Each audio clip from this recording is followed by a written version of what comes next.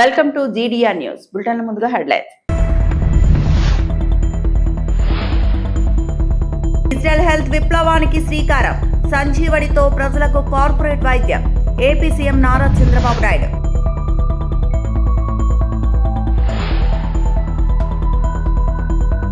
యాదగిరిగుట్టలో వేద పాఠశాల భవనానికి తెలంగాణ సీఎం రేవంత్ రెడ్డి శంకుస్థాపన.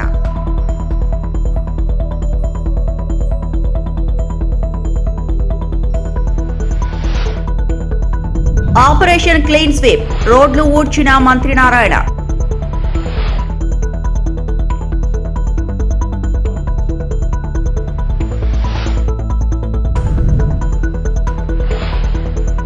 బీఆర్ఎస్ హయాంలో తెలంగాణ ఆర్థికంగా దూసుకెళ్లింది. కేటీఆర్. ఆంధ్రప్రదేశ్ ప్రభుత్వం వైద్య ఆరోగ్య రంగంలో ఒక సరికొత్త డిజిటల్ విప్లవానికి తెరలేపింది. చిత్తూరు జిల్లా పూతలపట్టు నియోజకవర్గం యాదమరి మండలం కండ్రింకలో జరిగిన సంజీవిని కార్యక్రమంలో ముఖ్యమంత్రి నారా చంద్రబాబు నాయుడు పాల్గొన్నారు. ఈ ప్రతిష్టాత్మక ప్రాజెక్టును ప్రారంభించిన అనంతరం ఆయన ప్రజలను ఉద్దేశించి ప్రసంగించారు. రామ రావణ యుద్ధ సమయంలో లక్ష్మణుడి ప్రాణాలు కాపాడేందుకు హనుమంతుడు తెచ్చిన సంజీవిని మొక్కను గుర్తు చేస్తూ అదే స్ఫూర్తితో డిజిటల్ హెల్త్ రికార్డుల ద్వారా ప్రజల ఆరోగ్యాన్ని కాపాడేందుకు ఈ సరికొత్త సంజీవిని ప్రోగ్రాం డిజైన్ చేసినట్లు సీఎం వెల్లడించారు. ఈ సభలో సీఎం చంద్రబాబు ఆరోగ్యం ప్రాధాన్యత గురించి కీలక వ్యాఖ్యలు చేశారు. మనిషికి ఎంత సంపద ఉన్నా ఆరోగ్యం లేకపోతే వృధా అని, సంపూర్ణ ఆరోగ్యంతో ఉన్నవారే అందరికన్నా నిజమైన ధనవంతులని పేర్కొన్నారు. ఏదో బతికి ఉన్నాం కదా అని మనసుపై కాలం వెళ్లదీయడం కాకుండా ప్రతి ఒక్కరూ హెల్దీగా బతకడమే ముఖ్యమన్నారు. భవిష్యత్తులో మన పిల్లలే మన సంపద అని, ఆరోగ్యవంతమైన ప్రజలు ఉన్నప్పుడే రాష్ట్రం అభివృద్ధి చెందుతుందని ఆకాంక్షించారు. మారుమూల ప్రాంతాల్లో ఉండే పేద ప్రజలకు సైతం అత్యుత్తమ కార్పొరేట్ వైద్య సేవలను అందుబాటులోకి తీసుకురావడమే ఈ సంజీవని ప్రాజెక్ట్ మెయిన్ ఎయిమ్ అని స్పష్టం చేశారు. ప్రజల ఆరోగ్యం కూడా ముఖ్యమే, అందులో భాగమే సంజీవని. ఆస్తి, పదవి, హోదా, డబ్బు, కార్లు, బంగళాలు ఎన్ని ఉన్నా అన్నింటికంటే ముఖ్యమైనది ఆరోగ్యం. నిండు ఆరోగ్యం కంటే మించిన ఆస్తి లేదు. సంపూర్ణ ఆరోగ్యంతో ఉన్నవారికి అలాంటి వ్యక్తులు అందరికంటే ధనవంతులు. ఆరోగ్యమే మహాభాగ్యమని మన పెద్దవాళ్ళు ఎన్నోసార్లు మనకు చెప్పారు. సంజీవిని ప్రాజెక్టు ఏడాది క్రితమే ప్రారంభించాం. వ్యాధి వచ్చిన తర్వాత వైద్యం చేయడం నిన్నటి విధానం. వ్యాధి రాకముందే అలర్ట్ చేయడం నేటి ఆలోచన. ఆసుపత్రులు పెరగడం కాదు, ఆసుపత్రులకు వెళ్లాల్సిన అవసరం తగ్గడం నిజమైన అభివృద్ధి. అది చేసి చూపిస్తానని మరొక్కసారి మీ అందరికీ హామీ ఇస్తున్నాను. గత ఏడాది జూలై 3న కుప్పంలో పైలట్ ప్రాజెక్టుగా సంజీవిని ప్రారంభించాం. ఈ ఏడాది మార్చి 15 నుంచి చిత్తూరు జిల్లాలో విస్తరించాం. దీంతో 19,75,000 మంది ఆరోగ్యాన్ని కాపాడే బాధ్యత ఈ ప్రభుత్వానిది. ప్రసిద్ధ పుణ్యక్షేత్రం యాదగిరిగుట్టపై సంప్రదాయ వేద పాఠశాల భవనానికి తెలంగాణ ముఖ్యమంత్రి రేవంత్ రెడ్డి శంకుస్థాపన చేశారు. కంచికామకోటి పీఠాధిపతి శ్రీ శంకర విజయేంద్ర సరస్వతి సమక్షంలో ఈ క్రతువు జరిగింది. వచ్చే 2 ఏళ్లలో నిర్మాణం పూర్తి చేసి తరగతులు ప్రారంభించనున్నారు. అనంతరం శ్రీ లక్ష్మీ నరసింహస్వామిని సీఎం దర్శించుకున్నారు. ఆయన వెంట మంత్రులు కోమటిరెడ్డి వెంకటరెడ్డి, కొండా సురేఖ ఉన్నారు.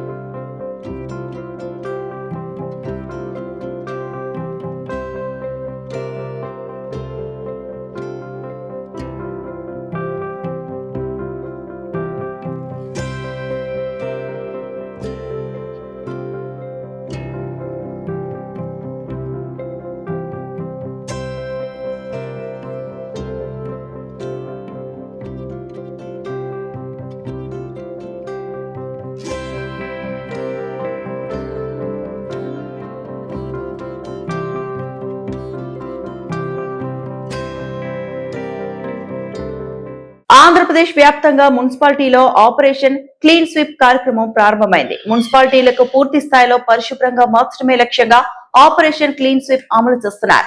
4 వారాల పాటు జరిగే ఈ కార్యక్రమాన్ని విజయవాడలో మంత్రి నారాయణ ప్రారంభించారు. ఎమ్మెల్యే బోండా ఉమా మహేశ్వరరావు, మున్సిపల్ అధికారులు, పారిశుద్ధ్య కార్మికులతో కలిసి మంత్రి నారాయణ రోడ్లు ఊడ్చారు. డివైడర్ కు పెయింట్ వేశారు. ఆ తర్వాత అన్నా క్యాంటీన్ లో ప్రజలతో కలిసి అల్పాహారం తీసుకున్నారు.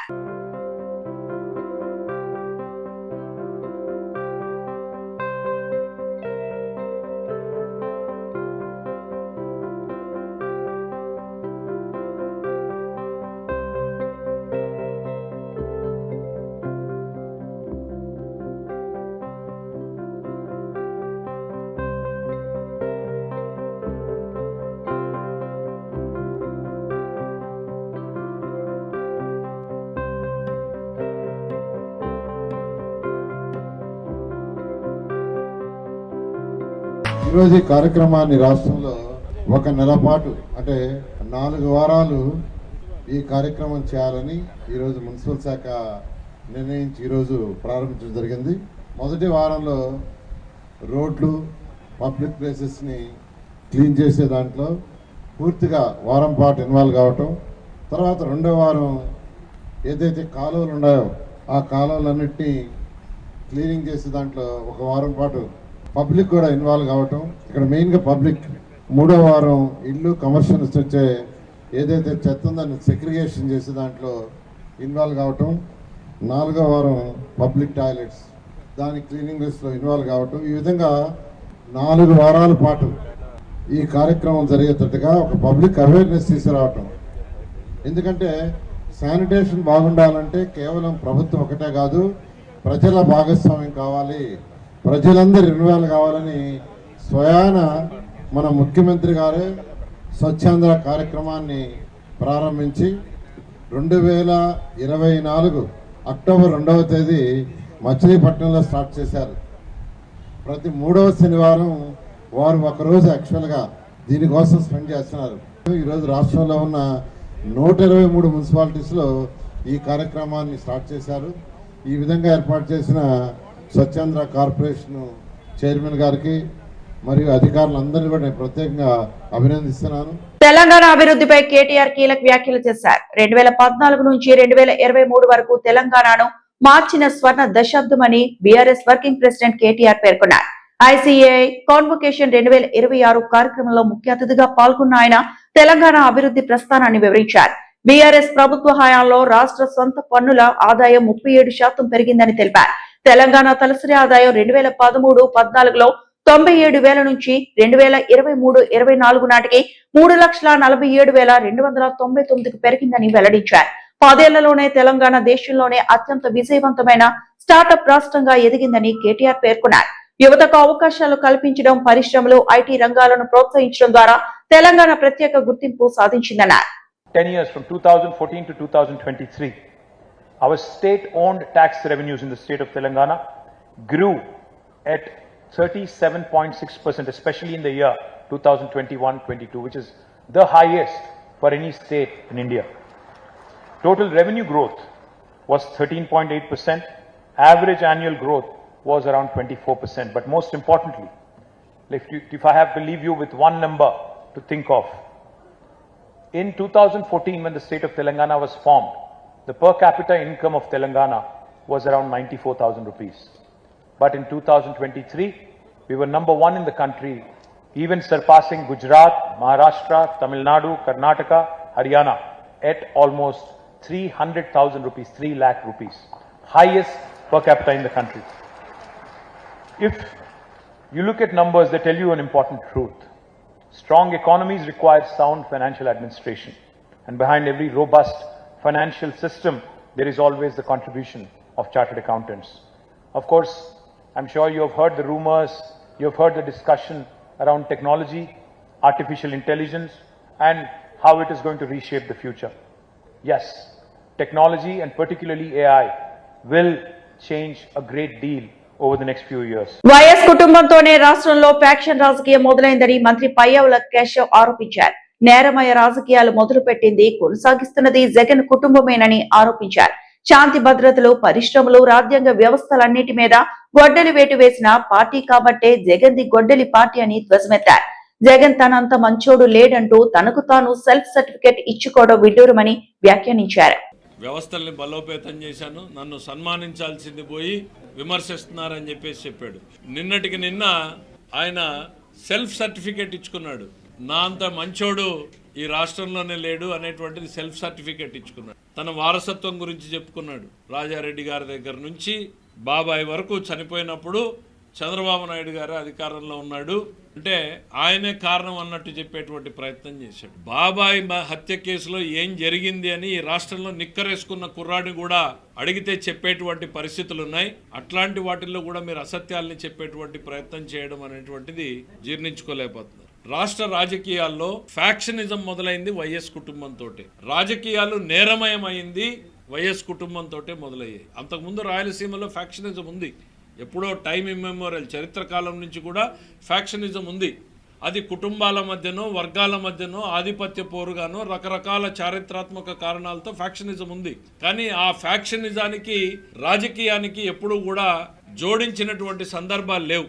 రాజకీయ నాయకులు ఎవరున్నా కూడా ఫ్యాక్షనిజానికి దూరంగా అదొక లా అండ్ ఆర్డర్ ఇష్యూగానే చూసేటువంటి వాళ్ళు. రాజశేఖర రెడ్డి ఫ్యామిలీ రాజకీయాల్లో మొదలు పెట్టిన తర్వాత రాజారెడ్డి గారు క్షేత్రస్థాయిలో తనకున్నటువంటి రాజ్యాధికారాన్ని అడ్డం పెట్టుకుని ఈ ఫ్యాక్షనిజాన్లో గ్రూపుల్ని ప్రోత్సహించి రాజకీయంగా లొంగ తీసుకునేటువంటి ప్రయత్నం మొదలుపెట్టారు. మీకు 2-3 సంఘటనలు చెప్తాను, ఎందుకంటే డీటెయిల్స్ మా రమేష్ గారు ఇంకా బాగా చెప్పగలుగుతారు. పులివెందల్లో 89 గవర్నమెంట్ కాంగ్రెస్ గవర్నమెంట్ వచ్చిన తర్వాత ఫస్ట్ తీవ్రమైనటువంటి ఫ్యాక్షనిజానికి తోడ్పాటు ఇవ్వడం మొదలైంది. పార్నపల్లి అనే విలేజ్లో తెలుగుదేశం పార్టీకి భారీ మెజారిటీ వచ్చింది అనేటువంటి చూసి పులివెందల్ నియోజకవర్గం రాజారెడ్డి గారు ఆ ఊర్లో క్యాంప్ వేసి కూర్చుని ఆ ఊర్లో ఉన్నటువంటి తెలుగుదేశం పార్టీ నాయకుల్ని చిన్న కేసు పెట్టి జైల్లోకి పంపించి ఒక కంప్రెసర్ తీసుకొచ్చి 2 కంప్రెసర్లు 3 కంప్రెసర్లు తీసుకొచ్చి ఇంటి పునాదులకు డ్రిల్ చేశారు. ఈ మోడర్న్ డేలో ఎవడు చూసున్నాడు? ఈ సమాజంలో ఈ ఆంధ్రప్రదేశ్ రాష్ట్రంలో జరిగింది. ఇంటి పునాదులకు డ్రిల్ చేసి డైనమైట్లను పెట్టారు. ఈ సంఘటన జరుగుతున్నంతసేపు ఊర్లో పోలీసులు ఉన్నారు. ఒక ఎస్ఐ 10 మంది పోలీసులు ఉంటే వాళ్ళను ఒక గదిలోకేసి బంధించారు. స్వయంగా ఆ రోజు రాజారెడ్డి గారు ఆ గ్రామంలో ఉన్నారు. ఆ డైనమైట్లు పెట్టి ఆ ఇంటిని పేలిస్తే ఆ ఇంట్లో పశుపక్షాదులన్నీ కూడా లోపలే ఉండి పేలిపోయినటువంటి సంఘటనలు. 2000 మంది ఆ ఊరి మీద దాడికి పోయారు. మీరు మహిళల పట్ల మీరు ప్రవర్తించినటువంటి తీరు ఈ రోజు కూడా ప్రజలు మర్చిపోలేదు. ఒక ఇంటిని డైనమైట్లు పెట్టి పేల్చేసి ఎంతటి భయానక వాతావరణాన్ని మీరు కల్పించారు అనేటువంటిది ఈ రోజు. దేశవ్యాప్తంగా 47 ప్రాంతాల్లో నిర్వహిస్తున్న 19వ రోజ్గార్ మేళా కార్యక్రమంలో భాగంగా గుంటూరులో ప్రత్యేక కార్యక్రమం జరగనుంది. ఈ కార్యక్రమానికి గ్రామీణాభివృద్ధి మరియు కమ్యూనికేషన్ శాఖ కేంద్ర సహాయ మంత్రి డాక్టర్ పెమ్మసాని చంద్రశేఖర్ హాజరు కానున్నారు. ప్రధానమంత్రి నరేంద్ర మోడీ వీడియో కాన్ఫరెన్స్ ద్వారా దేశవ్యాప్తంగా కొత్తగా ఎంపికైన 51,000 మందికి పైగా యువతకు ఉద్యోగ నియామక పత్రాలను అందజేయనున్నారు. ఈ సందర్భంగా యువతను ఉద్దేశించి ప్రధాని ప్రసంగించనున్నారు. యువతకు ఉపాధి అవకాశాలు కల్పిస్తూ ప్రభుత్వ విభాగాల్లో పారదర్శక నియామక ప్రక్రియ కొనసాగుతుందని కేంద్ర ప్రభుత్వం తెలిపింది. ఈ భారతదేశాన్ని ముందుకు తీసుకువెళ్ళటంలో ప్రతి ఒక్కళ్ళు గనక పాత్ర పోషిస్తే మనం కూడా ఒక డెవలప్డ్ నేషన్గా అవుతుంది. ఎందుకంటే ఇప్పుడు మీరు అమెరికా కానీ ఎక్కడ పోయినా కూడా అక్కడ వేరే వాళ్ళు ఎవరు లేరు. మన వాళ్ళే సాఫ్ట్వేర్ కంపెనీలు పెడతా ఉన్నారు, మన వాళ్ళే సీఈఓలు అవుతా ఉన్నారు, మన వాళ్ళే అక్కడ అభివృద్ధి చేస్తూ ఉన్నారు. ఇక్కడ మనం చేసుకోలేకపోవడానికి కారణాలు రకరకాల కారణాలు, కులాలు, మతాలు, రాజకీయ వ్యవస్థలు ఇవన్నీ ఉన్నాయి. అయితే వీటన్నిటినీ అధిగమించి ముందుకు వెళ్ళాలి, మీ అందరినీ ఒక తాటి మీద తీసుకురావాలనే ఉద్దేశంతో ఈరోజు ఇటువంటి రోజ్గార్ మేళాలు పెడతా ఉన్నారు. అదేవిధంగా మీరు ఒక్కసారి డెవలప్మెంట్ చూసుకోండి. ఓవరాల్గా ఒక సిస్టమేటిక్గా కంట్రీని డెవలప్ చేస్తూ ఉన్నారు. నేషనల్ హైవేస్ అన్నింటినీ ఇంప్రూవ్ చేశారు కనెక్టివిటీ వచ్చే విధంగా. శ్రీకాళహస్తీశ్వర దేవస్థానంలో శ్రీ యడ్యూరప్ప మాజీ ముఖ్యమంత్రి, కర్ణాటక రాష్ట్రం మరియు రాఘవేంద్ర ఎంపీ షిమోగా కుటుంబ సమేతంగా విచ్చేశారు. శ్రీకాళహస్తీశ్వర దేవస్థానం మాజీ చైర్మన్ కోల ఆనంద్, ఆలయ కార్యనిర్వహణాధికారి కొట్టే సాయి ప్రసాద్ ఘనంగా స్వాగతం పలికి ప్రత్యేక దర్శన ఏర్పాట్లు చేసి స్వామి అమ్మవారిని దర్శించుకున్నారు. మృత్యుంజయ స్వామి వద్ద మాజీ ముఖ్యమంత్రి, కర్ణాటక స్వామి అమ్మవారి చిత్రపటాన్ని ప్రసాదాలు అందజేశారు. ఆలయ అధికారులు వారిని సాదరంగా ఆహ్వానించి వారికి రాహుకేతు పూజలు, అంతరాలయ దర్శనం, వేద ఆశీర్వచనం ఏర్పాటు చేయడమైంది. సదరు కార్యక్రమంలో ఆలయ ట్రస్ట్ బోర్డు చైర్మన్ కొట్టే సాయి ప్రసాద్, సభ్యులు గుర్రపు శెట్టి, ప్రత్యేక ఆహ్వానితులు వెంకటరామనాయుడు, శైలజ, ఆలయ AEO Vidyasagar Reddy, protocol AEO Mohan, పర్యవేక్షకులు నాగభూషణం, ఏపీఆర్ఓ రవి, బీజేపీ రాష్ట్ర వైస్ ప్రెసిడెంట్ కోలా ఆనంద్, మాజీ ట్రస్ట్ బోర్డు సభ్యులు కండ్రిగ ఉమా, గరికపాటి రమేష్, స్థానిక బీజేపీ నాయకులు పాల్గొన్నారు.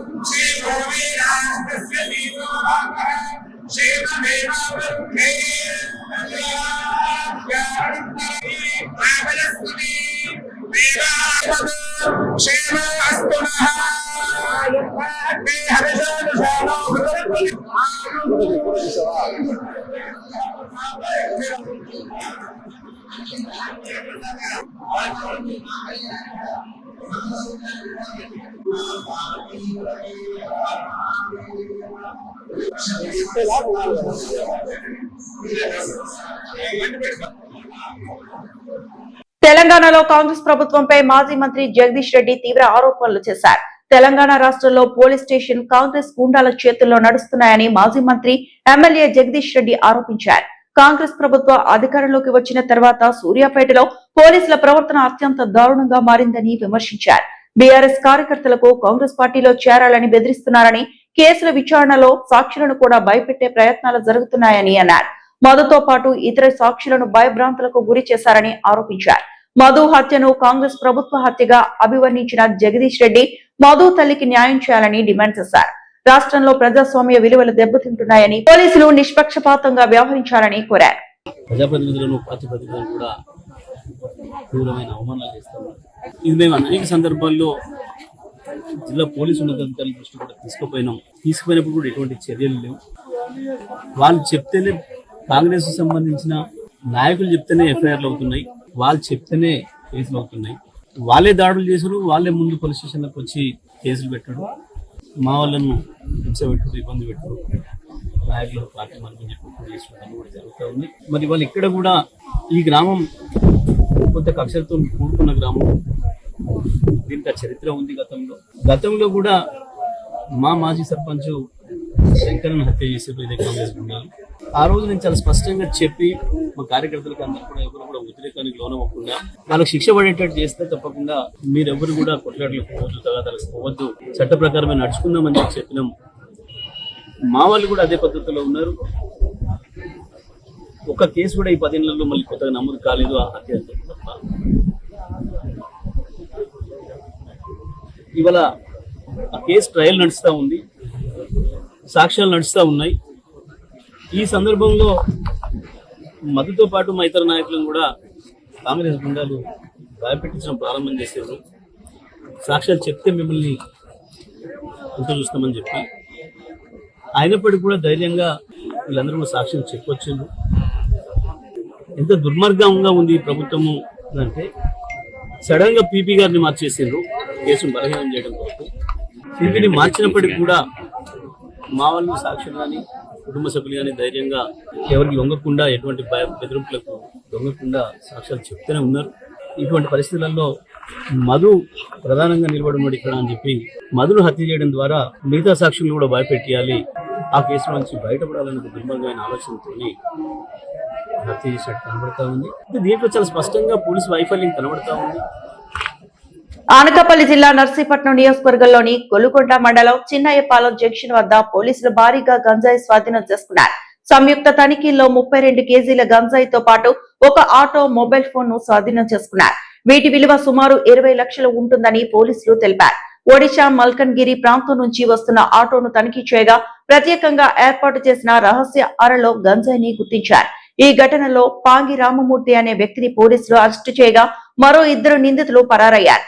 పట్టుబడిన నిందితుడు విచారణలో గంజాయిని తుని రైల్వే స్టేషన్ కు తరలించి అక్కడ హిందీ మాట్లాడే వ్యక్తులకు విక్రయించేందుకు ప్లాన్ చేసినట్టు వెల్లడైంది. పరారీలో ఉన్న ఇద్దరు నిందితుల కోసం పోలీసులు గాలింపు చర్యలు చేపట్టారు. ఈ కేసులో కీలకంగా పనిచేసిన గొలుగొండ, కేడీపేట పోలీసు సిబ్బందిని ఉన్నతాధికారులు అభినందించారు.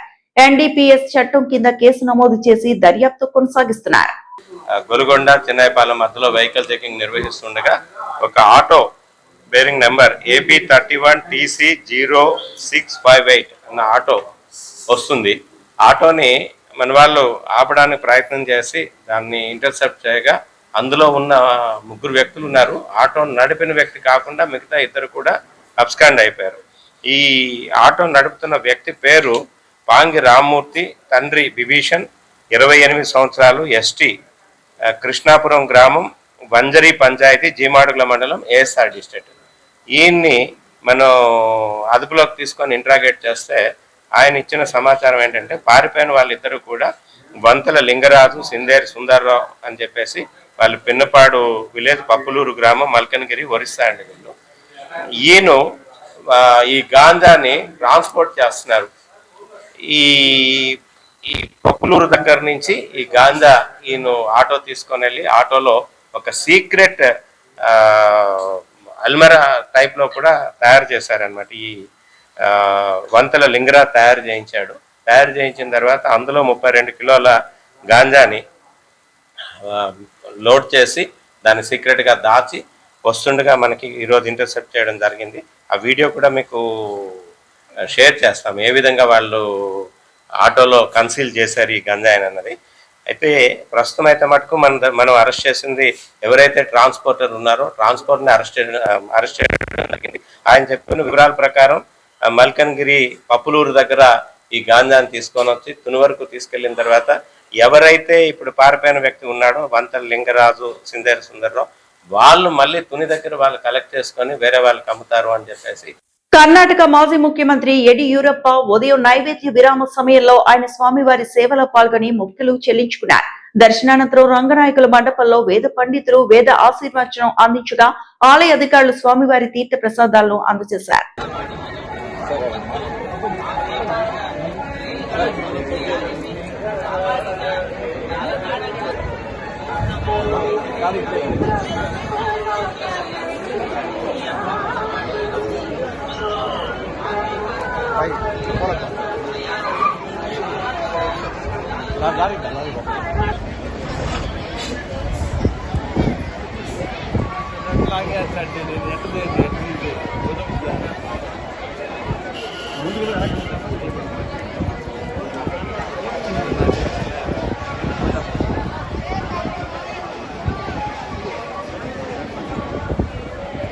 తిరుపతి పోలీస్ పెరేడ్ గ్రౌండ్ లో జిల్లా పోలీసులు మెగా కౌన్సిలింగ్ కార్యక్రమాన్ని నిర్వహించారు. గంజాయి కేసుల్లో నిందితులు, పోక్సో కేసుల వారితో పాటు రౌడీ షీటర్లకు అవగాహన కల్పిస్తూ సమాజంలో మార్పు తీసుకురావడమే లక్ష్యమని ఎస్పీ సుబ్బారాయుడు తెలిపారు.